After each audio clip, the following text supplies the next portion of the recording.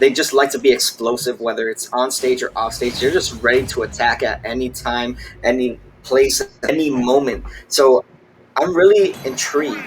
I'm not really sure about the matchup wise. I'm not too familiar with this match specifically.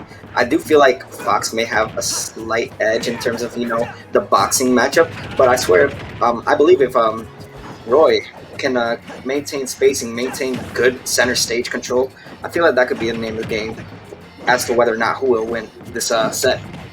No, yeah, there's going to be a lot of damage traded back and forth, just because naturally both of these characters are super combo heavy, and they both pack a punch when they hit. I think where the big difference is going to come down to is how effectively Panther can find his kill, because Fox just has a poor reputation of a very linear path to victory once the percentage is clocked in. His combo game, always nice. Getting the kill, not as much, especially not compared to Roy, who's packing a kit that damn near half of it is willing to kill at a moment's notice.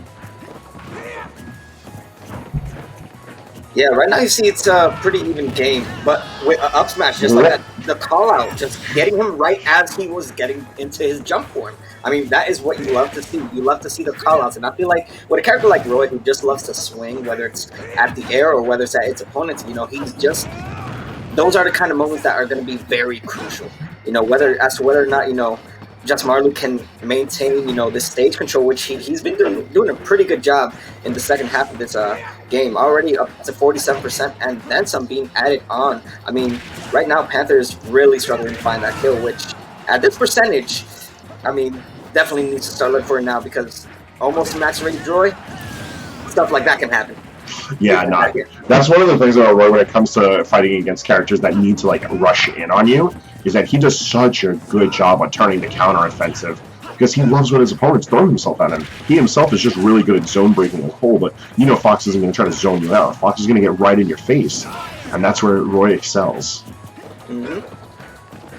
Yeah, it's really that's where it becomes really hard for a character like Fox, because, you know, he wants to really get those approach options and get in his face, but when a Roy is holding shield, and with the fast options and very dangerous options that Roy has in his arsenal, I mean, Fox can be dying pretty early, and already 100% struggling to find the first stock, but as I say that, the first stock finally taken, but it seems like it doesn't even matter. Nope, did not even matter. It's just too little too late. Josmarlu going to take that game one pretty convincingly, might I add. Like, that second stock was a complete run over, and stock 3, Panther showing signs of life, but I think that's where we really started to see, like, towards that beginning, once those percentages clocked in, Fox has a lot of difficulty with coming in, and unfortunately a lot of his ins are from the air. Roy himself also really good at being able to anti-air. A lot of his kit for starting those kills just so happens to be it confirms that anti-air. Yeah, it's really unfortunate because, you know, Fox has the kit to battle with a character like Roy, you know, just getting in his face and finding those opportunities. But, you know, like, I see the struggle. I see why Fox struggles in this matchup. In the case of for being a fast follower, you know, he's more likely to fall into a lot of Roy's setups, Roy's combo games. So on top of that, being a light character doesn't really work in your favor, but it seems like the Fox will be put away for what we've already seen in the past, the Incineroar being brought out. Now this is, I don't think it's a better matchup per se, but I feel like it can do a lot of work in a stage like Smashville, which I would want to add on. If depending on the stage, we could be seeing Panther do a lot more. So a stage like Smashville, which is very limited in terms of how much real estate there is, I feel like now there's a potential opportunity for Incineroar, or Panther I should say, to get back in this game if he finds those openings, because game one he showed to struggle finding any type of opening that he needed. No, yeah, when it comes to the disadvantage game, Incineroar is going to be struggling much the same as Fox would, but if there's one important difference I can put between the two of them is that Incineroar does not struggle to find the kill.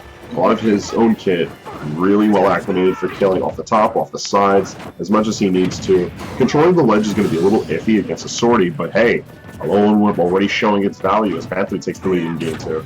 Yeah, all it takes is one, and that's the way to start off. When you have the lead, that's already applying a lot of mental game. It's already showing the mental fortitude that you're putting on your opponent, already having the struggle, and 54, and then some beautiful neutral B right there to just add on to the percentage, and then he's just not showing any signs of stopping. This is definitely a different Panther we're seeing in game 2, not just with the character pick, but just with his explosive gameplay right now. No, yeah, he has a character that lets him get away with a lot of button pressing, and because of that, he's willing to scrap. But just like you brought up in game 1, this Roy is ready to scrap too. Yeah, all it takes is one little opening though for a character like Roy to get in. He seems to be finding those openings now, just getting a little bit of percentage. But you know what? He has to start getting those confirmed in his favor. He has to find those openings. You see the patience, but not patient enough. Not patient enough to just get caught with that layer and then die.